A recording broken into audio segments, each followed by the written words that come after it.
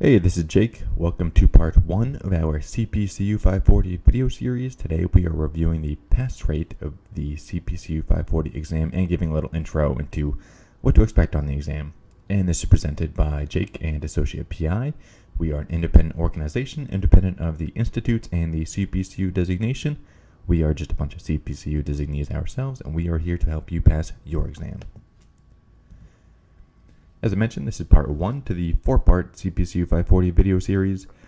If you want to check out all the videos, you can see them all at AssociatePI.com/videos.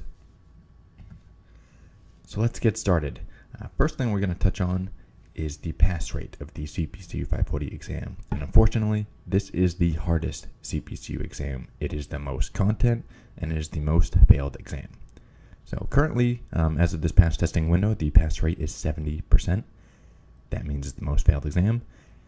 So you can check out the updated pass rates and the most recent pass rates based on the recent testing windows at AssociatePI.com/CPCU-pass-rates. So that's AssociatePI.com/CPCU pass rates. And again, this is a very difficult exam, hardest one to pass. So now we're going to get into why it's so difficult. But first, a little intro to the exam. It is the 4th CPCU exam. It's one of the mandatory exams, whether you are studying for the personal insurance designation or the commercial insurance designation. The main topics are finance and accounting, and the industry recommends 6 to 7 weeks of study time for this exam. It's a lot of content to consume. I honestly recommend 3 weeks. You can do it a lot faster than 6 to 7, but the industry recommends 6 to 7.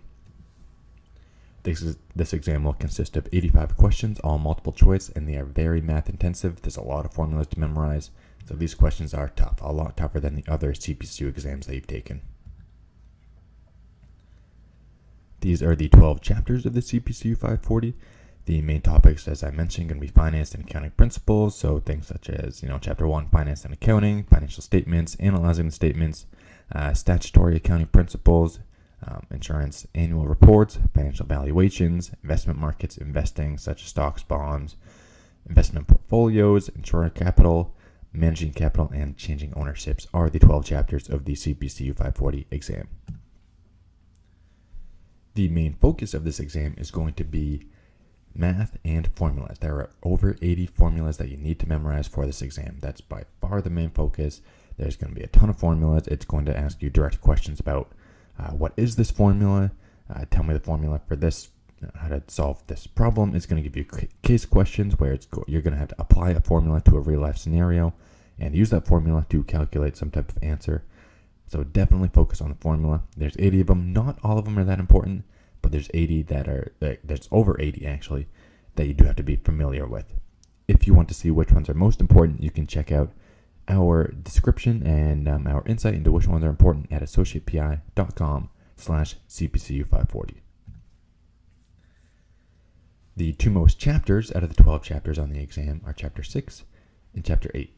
So Chapter 6 focuses on future value and present value. We are going to get into this on a lot more detail in a later video in the video series.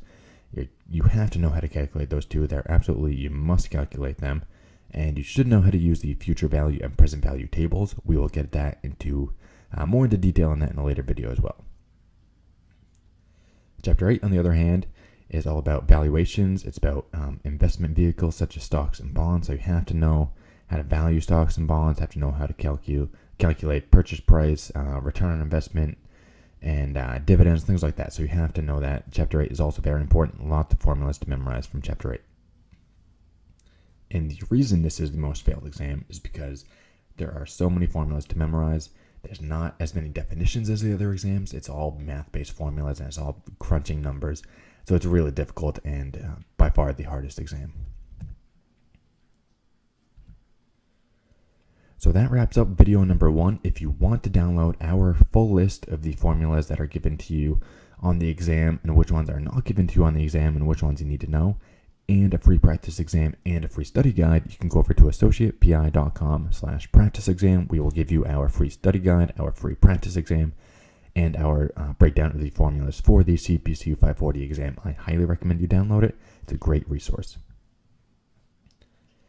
And if you want more insight into the exam, you can check out our blog post over at AssociatePI.com/CPCU540. You can see all of these blogs over there, including the difficult part of the exam, our tips and tricks, a list of the formulas, the exam questions to expect, and a lot more. And that's it for video number 1.